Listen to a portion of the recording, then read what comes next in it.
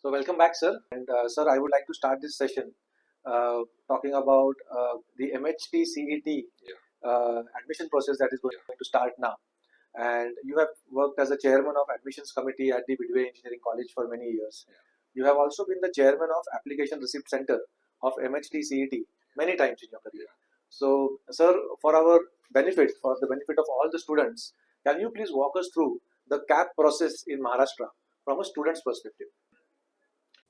In order to take admission in different engineering colleges in Maharashtra, one has to appear for MSCET entrance examination, for which he needs to fill online form, and after the declaration of results of MSCET, he has to register online on MSCET portal for admissions to engineering colleges, and while registration, he has to submit all attested Xerox copies of different documents required depending upon the category of admission which he is going to opt for. The different documents which may be required are such like 10th certificate, then 12th certificate, living certificate, caste validity certificate, non-creamy layer certificate, domicile certificate, nationality certificate, Aadhaar card, few passport size photographs, then bank account details, gap certificate if there is any gap, then EWS certificate if he belongs to economically weaker section and wants to take under that category of admission. And he needs income certificate if he wants to take under the category of EBC, that is economically backward class. Apart from this, he requires CET scorecard. And in addition to that, if one has appeared for JEE examination, he can also submit the JEE scorecard, because in Maharashtra, in most of the government engineering colleges and private engineering colleges, there are certain seats reserved for JEE category.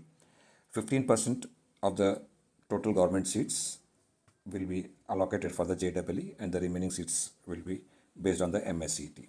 So in private engineering colleges, as such, 20% of the total seats will be at the institute level. Remaining out of 80, 15% will for JEE and 65% will be based on MSCET. In case JEE seats are remaining vacant, then those seats will be filled up by the CAP round using a MSCET seats. After admission and registration online, he has to verify the documents physically or online. And after verification of that, merit list will be displayed. Thereafter, he has to go for the CAP rounds, that is option filling rounds. There are nearly 3 to 4 option filling rounds, in which he has to fill the different institute as well as the course codes, give the options, and once allotment is being done, and if he confirms the seat in any one of the round, then he has to go to the corresponding institute and take the admission and submit all the original documents for verification over there. What are the academic qualifications required to be a part of this process? Is it just the MHT CET that you have to appear for? You also obviously need to have your 12th standard marks, is what we know. Is there any other candidate who can appear for this rounds? Students who have completed 3 years engineering diploma course can also take admission to engineering colleges in Maharashtra. There are 10% seats over and above reserved at second year level for admission to diploma students. So a separate round will be conducted for diploma students, and these 10% seats will be filled up through CET cell. And in case, again, if at the first year level seats are remaining vacant, those seats also can be filled up by the candidates who have completed diploma in engineering of 3 years course. Apart from this, any candidate who has done his graduation in BSc can also take admission to second year, subjected to condition that there are any vacancies after filling the diploma students.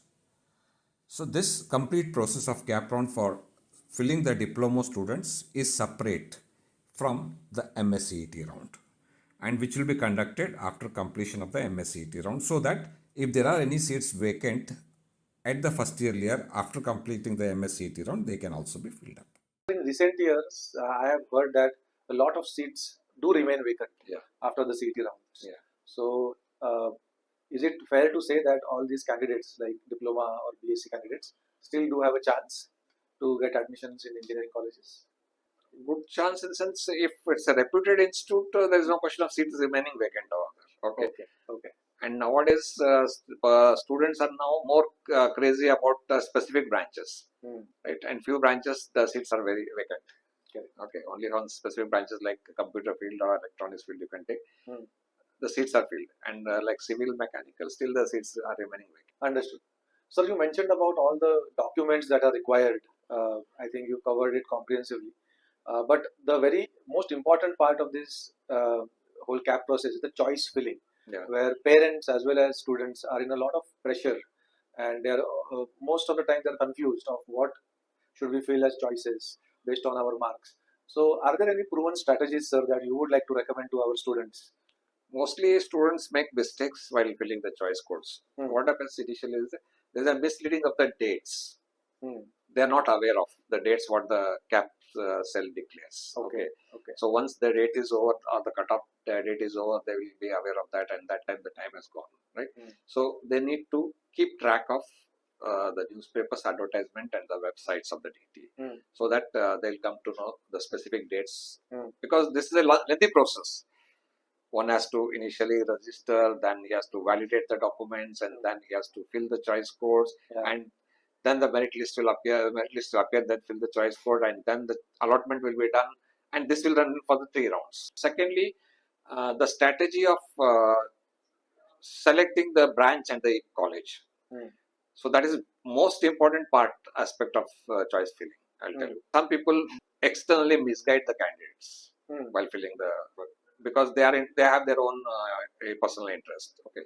So, but when a candidate fills the choice, I will tell you what has to be done. Even though whether he's able to get that particular choice code or not, that is different issue.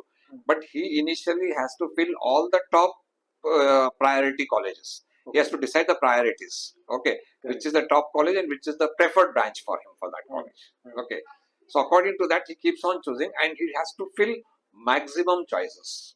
Okay. He should not fill only few choices and leave it. Okay. He should fill the maximum choices. And at last, what care he has to take is he should search for the cutoff dates of the last year, cutoff merit of the last year, and after he knowing that where he can fit, in which institute and for which branch, that he should not forget to fill at the last. Okay, because he is knowing that he may get maximum possibility of getting that course is that institute is there, isn't it? So should not lose that. Otherwise, normally what happens is students will fill the top colleges and leave. They will.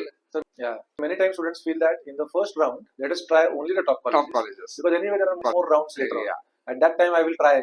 They should not do that. That is not a good strategy. That is not a good strategy. Okay. So they should fill the top colleges, and that sometimes what they do is they don't fill the top colleges. Yeah, that is also. But luckily, there is a possibility that they may get a chance there also, no? Correct. In another college also. So they should go as per the priority, top choice of the college and top branch in that college. Okay. And then at the later fag end, they should choose according to what they are going to get as per their capability. Okay. So that they should not forget. This is the one thing they are supposed to do while filling the choice codes. Secondly, most of the time the candidate failed to make a proper decision to choose freeze or betterment in the allotment process of CAP rounds. Basically, there are 3 options in the CAP rounds, that is auto freeze and betterment. If a candidate is allotted the first choice among the different options he has filled in the option form in the first round of the CAP, then it gets auto freeze and he has to compulsorily take admission to that college where he has got the allotment, and he is out of the CAP rounds. In case if he gets the allotment other than the first choice, then either he can go for freeze or he can go for the betterment. Freeze in the sense, if he is satisfied with the seat what he has got, he can take admission to that particular choice code in that college. Else he can reserve the seat and can move for the betterment. Betterment means this seat will be kept reserved, and you can go for the other one. For a better. Okay. Yeah. Okay. If he gets it's okay. Otherwise, this seat is there for you. Yeah. That is betterment. So that seems to me, when I hear this, that's the best option, right? Always select only betterment. Go for betterment. Either you freeze it or go for betterment. Okay. So, but in your experience, there must be students. Yeah, they make mistake. They make mistake there. Okay. Because they are not aware of it. So what they are supposed to do is they are supposed to attend the counselors. Okay. They should be in touch with the professors. Yeah. And they should go through the websites. They should go through the advertisements. So all these things they are supposed to keep in touch during that particular period to know about it. Great, sir. Thank you very much. Great advice. So I think people will hopefully, those who are listening to this will make lesser mistakes now. in selecting these options. So one question that has always been asked, by students who are appearing for 12th is, should I focus on CET exam? Should I also do JEE? Or should I focus on JEE and do CET as a backup? Or should I do both? And there's a lot of confusion about this. Yeah. So do you want to share your expert opinion about I would say one who is interested to go for JEE, yeah, he should build his career right from his school. Okay. Because it's a tedious task. And he has to be, nowadays what happens is, most of the students who are coming from the schools, they will be coming with the state syllabus. And state syllabus students will not be able to cope up directly with the JEE. Okay. So they should take care of right from, I think, 7th standard at least. Okay. 6 to 7 standards. They should be in touch with external additional courses other than the regular courses what they are doing in school. That is one thing they need to do it. Okay. Secondly, those who are appearing for JEE, okay, they can also appear for MHCT because in private institutes, 85% seats are for the Maharashtra state government based on the MHT CET, and 15% are based on the JEE. So naturally, if one is interested to take admission in the Maharashtra state colleges, he has to concentrate more on MHCT. If he is interested at all India level like IITs and NITs, then he is supposed to concentrate on the JEE.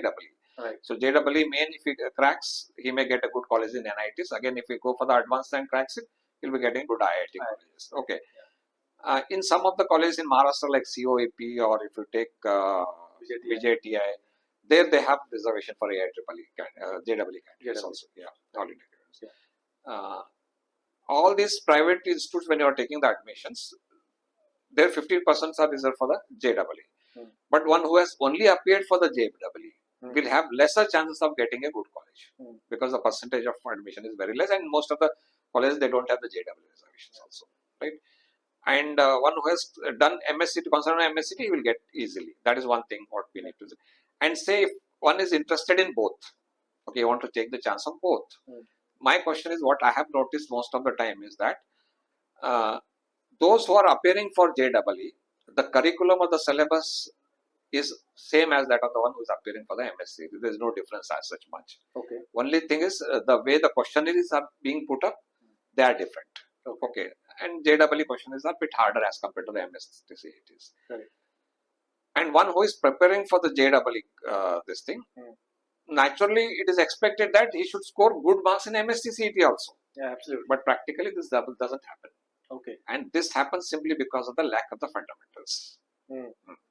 What normally they do is they concentrate on JEE completely. Okay, no doubt. They prepare for JEE, appear for JEE, and unluckily if they fail there, they will not be able to appear for the MSCET also. They will not be successful in MSCET also, just because the lack of the fundamentals there. Yeah. My thing is, if one who can crack a better questions having the same syllabus in JEE, naturally has to score more marks in MSCET, but that doesn't happen. Very interesting. We are coming back to that one point about fundamentals, which is a big takeaway today for us. And whose fundamentals are very strong, no? They easily crack the advance. Correct. Yeah. Wow. Thank you, sir. Thank you for explaining this in a lot of detail. I also want to ask you about the role of parents in this whole process, right? So, parents are, the most important influencers for a child in this whole process, right? So, what is your advice for parents? How should they guide their children during this whole process? One thing is they should be friendly with their children. Secondly, they should also study the interest and the capabilities of their child. They should not insist the child's based on their own interest. Okay. In most of the parents, that is what happens. I have noticed most of the time. The parent says that no, the child has to study in this particular college, but the child says that I want to go to the metro colleges. This is what happens usually. So there, it's not the question of the child studying in rural colleges or a metro college. The question is the best college and the best course he is supposed to say. So that the parent has to understand. And accordingly, he should cooperate the child to take a right decision. This normally doesn't happen. That care has to be taken by the parents. Okay, and they should be adaptable to that, and they should be friendly with the child's and give a good guidelines all the time. Sure. The second most important, I think, influence in a child's that stage of career is their school or junior college or the teachers of the college. right? So they might have a certain kind of an influence on the child in how the child selects their engineering branch or the college itself. So any advice for these school teachers or the college, schools itself or junior colleges? No, I will say that the teachers of those junior colleges, they should not guide the students based on any influences. Okay. That also happens sometimes. Okay, I'm not criticizing. Sometimes that happens. Okay. Because normally what happens is the number of teachers are less and the number of students are huge in number. Yeah. That 12th, 11th and 12th level. It is not practicable or possible for teacher to take care and understand each and every child. Yeah. It is the parent who can properly judge the child, right? The teacher cannot judge it. So a teacher will give a general guidelines. He will not be able to judge the inner feelings or inner interest or inner passion of the candidate. He can only give the general guidelines. So what are the guidelines are there? Right, that he has to give. So you think that the parents actually can give a more personalized advice? Yeah. The child himself should know what is his weakness or what is his capacity. Correct. Despite all of these, there are a lot of mistakes that parents do, that children do, because there might be a lot of myths or misconceptions about this whole process. So in your experience, have you come across any such misconceptions that parents still have after so many years of these rounds? Yeah, that is because of poor communication. Okay. And that is because of uneducation of the parents. And this we notice most of it. I will tell you that in our institute every year we generally organize career guidance meeting. We give advertisement in the paper and then call different parents and the students and tell the whole process. Still they will be confused because they are not exposed to all these things. Correct. And even the director of technical education also conducts such events. Okay. Yeah, they give the guidelines to the students because rural area students will not be much aware of the things. No, Correct. they do it, but still there are problems with the parents. It's a difficult problem to solve, right? Yeah. If I have to talk about the I'll tell you my own practical example. Yeah. There is a milkman who gives milk every day to my house. His son has just recently passed 10th and he wants to take admission to diploma courses. I am repeatedly insisting him that you bring your child to me. I will guideline him. I will tell you what documents are required and how the process is. He says, I will bring. He doesn't bring. One fine day he came, sir, he gave me the list of documents. This is what happens. Yeah. So why should they hesitate? They are hesitating for that. And sir, like you said, AICT or government is taking a lot of steps to reach out to these parents. म्हणजे ग्रामीण भागातल्या आई वडिलांसाठी बऱ्याच सोयी आपण केलेल्या आहेत. पण त्यांनी तरी सुद्धा हे लोक पुढे येत नाहीत असं तुम्हाला सुद्धा आता नावडेच थोडंसे अवेअरनेस आलेलं नाही असं नाही. तरी काही आहेतच तसे. कारण हा मुलांच्या करिअरवरती एक लॉंग टर्म इम्पॅक्ट होतो. जर तुम्ही इथे डिसिजन घेण्यामध्ये जर चूक केली, तिथं काय होतं, मुलगा स्वतः जर इंटरेस्ट असेल तर तो पेरेंट्स ऐकत नाही, तो स्वतः करून घेतो सगळं. पण जिथं मुलाला इंटरेस्ट नाही तिथं पेरेंटने तरी गाईडलाईन्स करायला पाहिजे, पण ते पेरेंट्सची ही नाहीये गाईड करायची, म्हणजे त्याची ॲबिलिटी नाही गाईड करायची. हा प्रॉब्लेम आहे. So big gap that gap has to be filled. So at Skill Journey we are trying to fill this gap by providing. That is more important. Yeah. So we are providing an easy way for students as well as parents, and even in rural parts of our country. So it will be a localized or language specific application, which will help students and their parents make decisions about their engineering colleges, their career options after engineering also.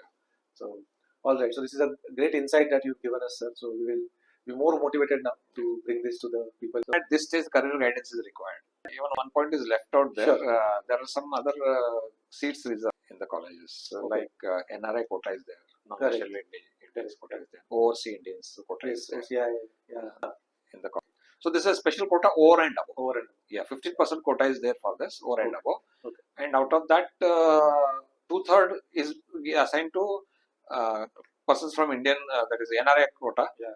And then foreign nation, and then overseas students.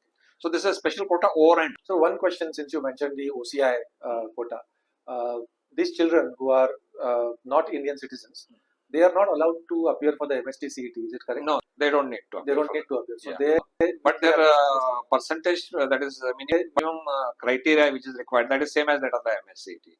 That is, he should score 45% in physics, mathematics, and chemistry, or instead of chemistry, some allied vocational subjects as well, biology Okay. or computer science or electronics. Okay. 45% for open and 40% for the reserve. Okay. So here it is 45% for those candidates. Okay. Okay.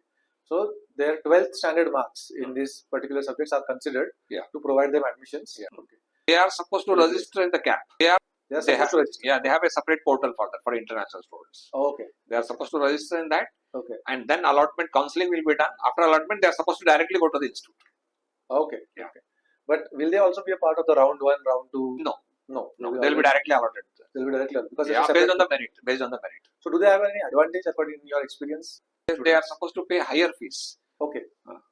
Normally it is more than 2 to 3 times. It depends on the institute. Okay. So they have to pay higher fees. They have a smaller amount of quotas. Yeah. So there must be some competition also in there. Not much. Yes. Not much. Those students will prefer only the top colleges.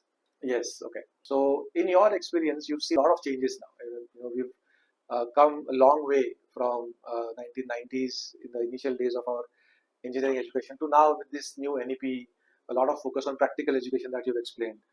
Still, what changes would you like to see in the engineering education, even beyond what is in the NEP 2020? In the next decade, where do you see India going? See, India is moving towards that. Not only India, the world globe is moving towards automation now. Yeah. Right. AI has impact on the whole world. Correct. Right. So the technology is also evolving very fast. So this curriculum or the syllabus has to cope up with this advanced technologies, industrial technology, what is going to be implemented. So probably in near future, skilled work will be carried out by the automation only.